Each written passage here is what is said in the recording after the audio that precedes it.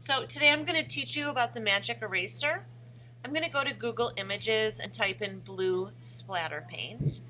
And I'm going to find an image with blue splatter paint. This is going to be used as my example. I click on it to make it big, drag it to the desktop.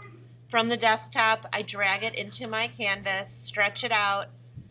And then I'm going to go to my eraser tool, but I'm going to click and hold, and I'm going to go to the magic eraser. And there, once I select Magic Eraser, I click OK and watch the magic. And there it goes. How amazing is that? Now, just like the magic wand, you can adjust your tolerance. The lower the number, the more tolerant the less tolerant it'll be. So if I lower it, it'll erase less. If I make it higher, it'll erase more. But you get the idea. Now I'll show you how it'll work on a slightly different picture just so you get an idea.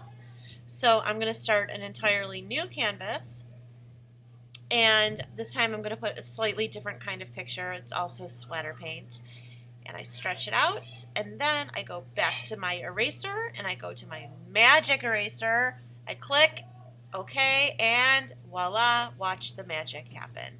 There you go, the magic eraser.